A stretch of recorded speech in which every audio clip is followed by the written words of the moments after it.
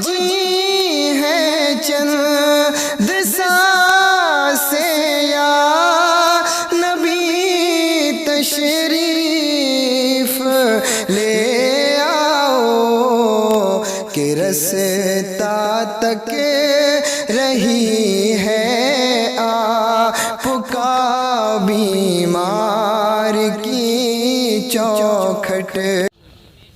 उनकी सखावत की एक बात बता दूं और थोड़ा सा करबला वालों के जिक्र को इसमें शामिल करूं, इसलिए कि तेरे बेटे का जिक्र करूं तो तेरी माँ खुश होगी, हसनैन का जिक्र करो तो सैयदा फातिमा खुश हो जाएगी। बस तवज्जो करें। इमाम हुसैन मेरे मुस्तफा के नवासे, मेरे नबी ने फरमाया हुसैन मिन्नी वाना हुसैन, हुसैन मुझसे है और मैं हुसैन से हूं। ये हर जवान हर बच्चे को हदीस याद है, हुसैन मुझसे है और मैं, सारे बोले हुसैन मुझसे है और मैं हुसैन से हूं। एक होता है मेरा, एक होता मुझसे। जी रुमाल मेरा है, मुझसे नहीं है।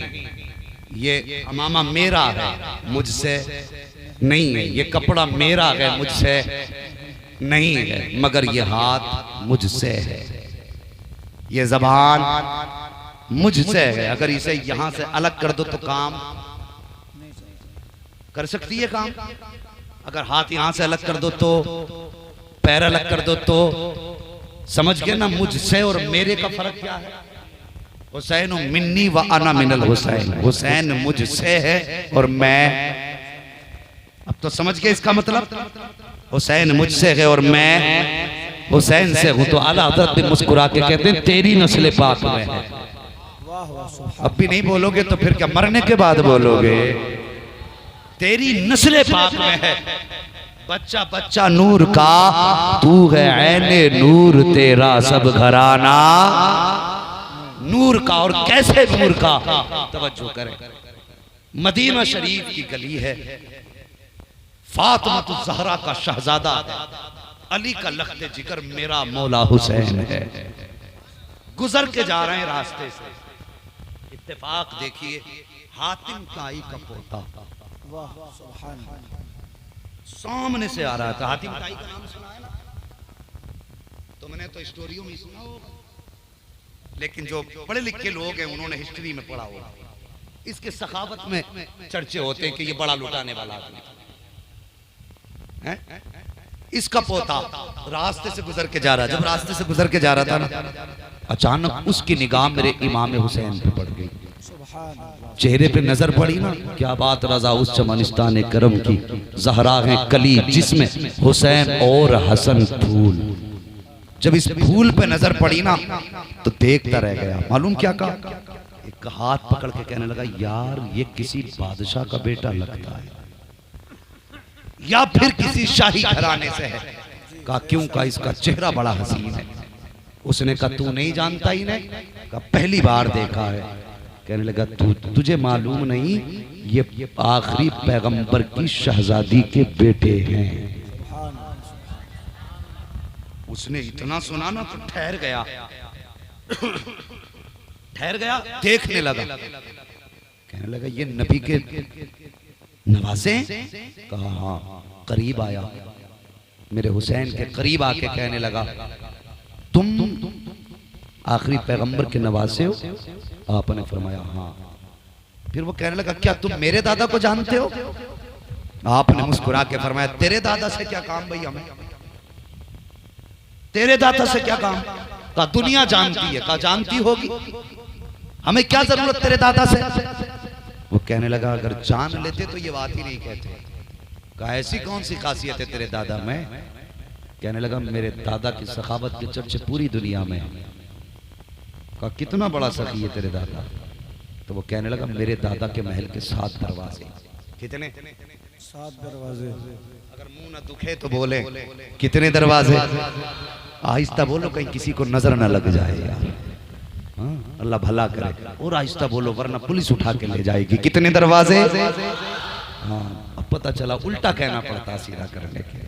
7 दरवाजे हैं। कहने लगा इतना बड़ा सखी मेरे दादा थे कि फकीर पहले दरवाजे पे आता, उसे भीख दे देते, फिर वही फकीर दूसरे दरवाजे पे जाता तो हातम ताई का पोता कहता कि उससे ये नहीं कहा जाता कि तुझे पहले दरवाजे पे दी जा चुकी है, का दूसरे पे भी दी जाती, का वही तीसरे पे चला जाता, का तीसरे पे भी दी जाती, वही चौथे पे चला जाता। कहता एक फकीर 7 दरवाजों पे जाता था, लेकिन 7 दरवाजों पे भीख दी जाती थी। इतना बड़ा सखी है मेरा दादा। का तुम्हारे नाना की सखावत का भी कोई किस्सा हो तो सुनाओ। मेरे हुसैन मुस्कुराए, मुस्कुरा के कहने लगे ये भी कोई सखावत है? वो हैरत में पड़ गया, ये क्या कह रहे हैं? 55 का जमाना है हुसैन का, अब दिमाग देखिए। फरमाते ये भी कोई सखावत है? का क्या हुआ? का पता जो पहले दरवाजे पे आया उसे भीख मिली? कहा हाँ। का फिर दूसरे पे क्यों गया? इसलिए कि पहले से जरूरत पूरी नहीं हुई, तब वो दूसरे पे गया, गर्दन झुक गई। का दूसरे पे भीख मिली, फिर जरूरत पूरी नहीं हुई है, तब तीसरे पे गया है। तीसरे पे मांगने के बाद फिर भी काम ना बना, फिर चौथे पे गया है। चौथे पे मांगने के बाद फिर काम ना बना है, तब 5वें पे गया है। 5 पे मांगने के बाद काम ना बना है, फिर 6ठे पे गया है। 6ठे पे मांगने के बाद काम ना बना है, तब 7वें पे गया है। का ये तेरे दादा की सखावत है कि एक आदमी 7 दरवाजों पे जाता है, फिर भी भिखारी रहता है। मेरे नाना की सखावत है, उनके महल का एक दरवाजा है और उस दरवाजे पर अगर भिखारी एक बार आता है तो इतना दिया जाता है कि 7 पुश्तों तक मांगने की जरूरत ही नहीं रह जाती। नारे तकबीर, नारे रिसालत, मुफ्ती हम्माद रज़ा साहिब क़िबला, मसलके आला हज़रत। नारे तकबीर, नारे रिसालत, उलमाए अहले सुन्नत, मसलके आला हज़रत। हमारे नबी की ये है शान, हमारे नबी की ये है शान। नारे तकबीर, सुभान अल्लाह, सुभान अल्लाह। आप ऐसे लोग हो, अगर ऐसे मजमे में बंदा पूरी रात भी बोले तो थक नहीं सकता। ये मत सोचना मौलवी पैसे देख के कह रहा, मैं फिर कह रहा हूँ इसे उठा के ले जाओ, मगर जो बेदारी तुम्हारे बीच है ना, बस मजा आ रहा है बोलने में। बहरहाल मैं एक बात और बता दूं, ये तो नाना की सखावत थी। बरेली से सदा आई, कौन देता है देने को मुंह चाहिए, देने वाला है सच्चा हमारा नबी। ये मुस्तफा जाने रहमत के दर की सखावत। सुभान ठीक है जी। अब मैं तुम्हें आका हुसैन की सखावत बता दूं जी, सुन लेंगे थोड़ी देर, अभी उठ के तो नहीं जाएंगे। और कैमरे वालों, तुमने सिर्फ मौलवी को कैद किया, कभी इन आशिकों को भी दिखा दिया करो ना। तुम कम से कम इनका मुंह लोगे तो मौलवी को पसीना पहुंचने का मौका मिल जाएगा। और ये तो बस मौलवी के पीछे पड़ेगा, ये कहीं निकल ना जाए स्टेज से। तो भाई इतना आसानी से नहीं भागेगा मौलवी है। कभी इनको भी जरा हाथ उठा के कह दें या रसूल अल्लाह, सुभान अल्लाह। दुनिया देख रही है, सोशल मीडिया का दौर है, और देखेगी कि एक घर में महफिल थी और पूरी कॉन्फ्रेंस बना के रखती थी। अल्लाह भला करे, नस्लें आबाद हो। महबूब की महफिल को महबूब सजाते हैं, आते हैं वही जिनको, सारे बोले आते हैं वही जिनको सरकार बुलाते हैं। बस सहाबत की एक बात अपने इमाम की सुन लो। इमाम आली मकाम इमाम हुसैन और इमाम हसन दोनों भाइयों ने मक्का मदीना शरीफ से पैदल 25 हज किए थे। सुभान अल्लाह। जो बोल गए अल्लाह उनको सलामत रखे। कितने हज किए? 25 हज किए। जो हज करके आए या उम्रा करके आए हैं, इनसे पूछिए कितनी लंबी मसाफत है मक्का शरीफ और मदीना शरीफ की। तकरीबन 600 किलोमीटर है, कम 350 मील। 600 किलोमीटर पैदल हज किए। आज बंदा 3.5 लाख लगा के जा रहा है तो तौबा नहीं कर रहा, पहले ही काबे में जाके ले रहा है सेल्फी। लेके डूब गई इसे सेल्फी। कितने गिर गए दरिया में सेल्फी लेते लेते, मगर मच्छ खा गए। अकल नहीं आई, सेल्फी लेगा ले। ये तो थोड़ी देर की सेल्फी है, लेकिन ये वीडियो बन रही है। तेरी सेल्फी मिट जाएगी, ये वीडियो नहीं मिटेगी। ये याद रखना, कयामत में चलेगी ये पूरी पिक्चर। काबे का गिलाफ पकड़े पड़ा और यूं ले रहा। मजाक करने गया हरम शरीफ में, वो अल्लाह का घर है। डर, अल्लाह अकबर। अल्लाह वाले जाते ना तो काबे को देखते कांप जाया करते हैं। पूरी जिंदगी की खताएं याद आ जाती हैं। या अल्लाह इतने पाप करके तेरे घर में आया हूं, मालिक मुझे बख्श देना। ये दिल होते हैं अल्लाह वालों के। और ये पहले ही दिल में सोच के गया, पहले सेल्फी लेकर डालूंगा, मैं पहुंच गया मक्के में। अल्लाह को दिखाने गया कि बंदे को दिखाने गया? शर्म नहीं आती? ये हालात हैं। इमाम हसन ने 25 और इमाम हुसैन ने 25 हज किए। एक साथ दोनों भाई जाते थे, पैदल सफर किए हैं, 25 हज किए हैं। तवज्जो है आप लोगों की? हाँ, 25 हज किए। एक दिन जब हज के लिए निकले ना, आप सखावत देख, उसने सही किया जो किया है। वो जानता है जब बोले तो पंखा नुकसान देगा। तवज्जो कीजिए मेरी बात पर, गौर करें। 25 हज किए, रास्ते में जा रहे हैं, सखी कितने बड़े जरूरतमंद मिल गए। कहने लगे हजरत भूख लगी है, कुछ दे दे। जितना सामान था ना सफर का सब उठा के दे दिया। सुभान अल्लाह, सुभान अल्लाह। और जा कहाँ रहे थे? हज के लिए। सब दे दिया उठा के। लेकिन ये नहीं कि आप सफर कैसे होगा, चल दिए। चलते चलते भूख लगी। आका हुसैन ने इमाम हसन का हाथ पकड़ा, कहा भैया जी भूख लगी है। कहा चलो आगे देखते हैं, अल्लाह इंतजाम फरमाएगा। ये सोच के कुछ दूर चले, रास्ते में एक झोंपड़ी नजर आई। आका हसन कहने लगे भाई हुसैन जी भैया, इसमें देखें कुछ मिलेगा क्या? कहा देखें। दरवाजे पे गए, मेरे हुसैन ने आवाज दी, है कोई अंदर? एक बूढ़ी निकल के आई, कहने लगी क्या बात है बेटे? कहा माँ हम परदेसी हैं, भूख लगी है, कुछ खाने मिलेगा? बूढ़ी कहने लगी कि मेरे घर में खाने तो कुछ नहीं, लेकिन एक दूध का प्याला रखा है, वो ला दूं? शहजादे कहने लगे माँ वही ला दो। खातून गई, दूध का प्याला लाई। आधा प्याला आका हसन ने पिया और आधा प्याला दूध आका हुसैन ने पिया। और यार इनका नाम लेते रहो ना तो फिर रुतबे बुलंद होते रहते हैं यार। ये नाम ही बड़े अजमतों वाले। तवज्जो करें, आधा प्याला आका हसन ने पिया, आधा हुसैन ने पिया। पी के चलने लगे तो बुढ़िया कहने लगी शहजादो अरे बड़े हसीन हो, जाते जाते अपनी माँ का नाम तो बता के चले जाए। सुभान अल्लाह, सुभान अल्लाह। वो माँ कितने नसीबों वाली होगी जिसको खुदा ने ऐसे चांद से बेटे दिए होंगे। अल्लाह अकबर। मुस्कुराए, कहने लगे माँ क्या करोगी पूछ के? कहा बेटे कभी जिंदगी में काम पड़ ही जाता है। कहा कभी मदीने आना हो, मुस्तफा का पता पूछ लेना, हमारा भी पता मिल जाए। सुभान अल्लाह। ये कह के शहजादे आ गए और गुजर गए काफी दिन।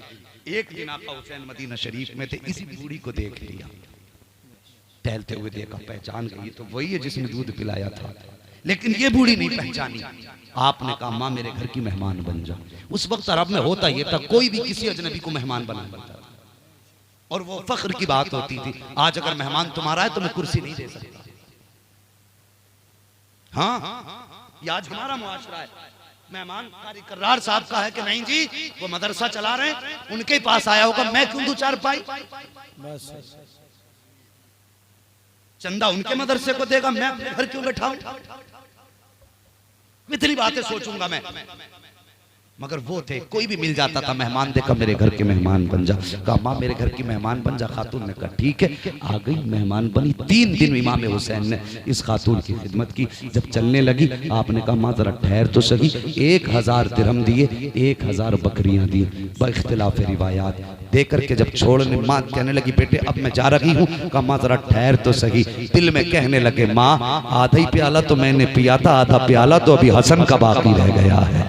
ये तो मेरे आधे प्याले का कमाल था, अभी आधा हसन का तो बाकी है। हाथ पकड़ के आका हसन की चौखट पे लाए। कहा भैया पहचाना? देखा आका हसन ने पहचान गए। घर में लाए। 3 दिन आका हसन ने खिदमत की, मेहमान नवाजी की। 3 दिन के बाद जब जाने लगे, कहा हुसैन क्या दिया तुमने? कहा मैंने 1000 दिरहम दिए हैं, 1000 बकरियां दी हैं। तो फरमाने लगे मैं बड़ा हूँ, हक मेरा ज्यादा है। आका हसन गए 2000 दिरहम लाए हैं, 2000 बकरियां दी हैं। और देने के बाद बूढ़ी को कहने लगे माँ चल तेरा खुदा हाफिज है। गुड़िया कहने लगी अरे बेटो बताओ तो सही, इतनी बकरियां ये शहर के बाहर मेरे साथ छुड़वा के तो आओ। अल्लाह अकबर। दोनों भाई जा रहे हैं। जाते जाते जब शहर के बाहर निकले हैं और 3000 बकरियां हैं, उसके पास 3000 दिरहम है। कहा माँ अब तो चली जाएगी। खातून कहने लगी अरे बेटो एक बात तो बता दो, इतनी मेहरबानी तो कोई अपनों पे भी नहीं किया करता है, तुम तो बताओ तुमने मुझ पे ये मेहरबानी क्यों की है? आका हुसैन फरमाते हैं माँ तुमने शायद हमें पहचाना नहीं है। कब कौन हो तुम? कब मैं याद कर, एक दिन दो जवान तेरे दरवाजे पे आए थे, तूने एक प्याला दूध का पिलाया था, बूढ़ी को याद आ गया। खातून कहने लगी, अरे बेटे समझ गई हूँ, ये उसी दूध का बदला दिया है। दोनों शहजादे मुस्कुराए, कहते माँ ये दूध का बदला नहीं है, ये तो तेरी खिदमत की है। कयामत आने दे, मैदान कयामत होगा, नफसी नफसी का आलम होगा, सबको अपनी अपनी पड़ी होगी। माँ बदला उस दिन देंगे। अरे बेटो बदला क्या दोगे? तब तो उन्होंने कहा था माँ तूने हमें दूध का प्याला पिलाया है, हम हाथ पकड़ के तुझे हौजे कोसर के जाम पिला के दिखाए। नारे तकबीर, नारे रिसालत, मुफ्ती हम्माद रज़वी साहिब क़िबला, मसलके आला हजरत, नारे तकबीर, सुभान अल्लाह। देता है देने को मुँह चाहिए, देने वाला है सच्चा हमारा नबी। अल्लाह सब्र करने वालों के साथ है। इन शहजादों ने जिंदगी में सब्र किया, फिर अज्र कितना बड़ा मिला। इन्हें जन्नती जवानों का सरदार बनाया गया। जो पढ़े लिखे लोग समझते हैं जितनी बड़ी पोस्ट की जरूरत होती है एग्जाम उतना ही टफ और हार्ड होता है। ये जहन नशीन कर लें। हाँ, आईपीएस के लिए जानते हो 18 घंटे पढ़ाई करनी पड़ती है। ये बाल उड़ जाते हैं पढ़ते पढ़ते। मगर मैं कहता हूँ साकिब, जिस कौम के बच्चे साल भर में कुरान सीने में उतार सकते हैं, अगर वो अपनी पे आ जाए ना तो हर साल हर गांव से 20 आईपीएस तैयार हो सकते हैं। ये मुसलमानों पे अल्लाह का करम है। पढ़िए, आगे बढ़िए। हमें अपना हक अब लठ से नहीं मिलने वाला, कलम से मिलेगा। कलम से मिलेगा। हमें अपने बच्चों को पढ़ाना होता क्या है, हाई स्कूल पास कराया, प्रधान कहते हैं मेरा बेटा बड़ा पढ़ गया, दुकान रखवा दी कॉपी किताब की। हाई स्कूल करा के दुकान रखवा दी कॉपी किताब की, और हाई स्कूल तक बेचारा यस और नो ही सीख पाया। 8वीं तक पलट लेके सरकारी स्कूल में वो भरता खाने जाता, फिर नकल करके पास हो गया। कहते मुसलमान को नौकरी नहीं मिलती। मैं कहता हूं यार किसी मर्ज का इलाज तो बन जाए, तुम किसी दर्द की दवा बन जाओ। जब इंसान तड़पता है ना फिर साथ नहीं देखता है, फिर ये देखता है दवा किसके पास मिलेगी। जहां इलाज होता है वहीं जाता है। और यार बनो किसी मर्ज की दवा। तुमसे किसने कह दिया मुसलमान को पोस्ट नहीं मिलती? और खुदा की कसम मेहनत करना तेरा काम है, कामयाबी पैदा कर देना ये मेरे खुदा का काम है। सुभान अल्लाह, सुभान अल्लाह। करके तो देख, मेहनत करो, आगे बढ़ो। अल्लाह अकबर। मैं कह रहा था इम्तिहान जितना टफ होगा कामयाबी उतनी बड़ी होती है। इशारतन बता दूं, हजरत मूसा कलीमुल्लाह आपने अल्लाह की रजा के लिए, फिरौन ने जब गाड़ी पकड़ी ना फिरौन की, हजरत मूसा ने उनने कहा यही मारेगा मुझे, तलवार निकाल ली। बीवी कहने लगी ना बच्चा है, ऐसे न मार का, फिर का इम्तिहान ले लो। कहा कैसे? कहा अगर ये समझदार होगा एक तरफ अंगारा रख दो, दूसरी तरफ मोती रख दो। अगर ये वही होगा ना जो तेरी सल्तनत खत्म करेगा तो ये मोती उठाएगा, और अगर ये वो नहीं होगा ना आम बच्चा होगा तो इसे क्या पता ये आग भी छू सकता है। लेकिन नबी थे, दानिश्वर थे, समझदार भी थे। जब रखा गया ना अंगारा और मोती तो हाथ चला रहे थे मोती पे, जिब्रील आ गए, कान में कह दिया, बचपन में कान में कहते मूसा अल्लाह की रजा के लिए तुझे आज अंगारा उठाना पड़ेगा। आपने अंगारा उठाया। बताओ हाथ जला के नहीं। एक बात बताइए, अगर बच्चे का हल्के से आग पे हाथ लग जाए तो यूं कूद जाता, छोड़ देता ना आपको, लेकिन हाथ जला, अंगारा छोड़ा नहीं, छोड़ा। किया क्या? हाथ में लिया, हाथ जला, मुंह में रखा, जबान जली। इम्तिहान मुश्किल था, हाथ भी जलाया, जबान भी जलाई। फिर बदला कितना बड़ा मिला, रुतबे कैसे मिले। जो हाथ अल्लाह की रजा के लिए हजरत मूसा ने जलाया था, अल्लाह ने उसको यदे पैजा बना दिया था। अगर आप अंधेरी रात में हाथ यूं करते थे तो सूरज से ज्यादा रोशनी दिया करता था। और जो जबान अल्लाह की रजा के लिए जलाई थी, अल्लाह ने उस जबान को फिर कलीम होने का शरफ बख्श दिया। इम्तिहान जितना सख्त होता है रुतबे उतने बुलंद होते हैं। करबला में मेरे हुसैन ने बड़ा इम्तिहान दिया, इसलिए आज सारी दुनिया की जबान पर मेरे हुसैन का नाम है।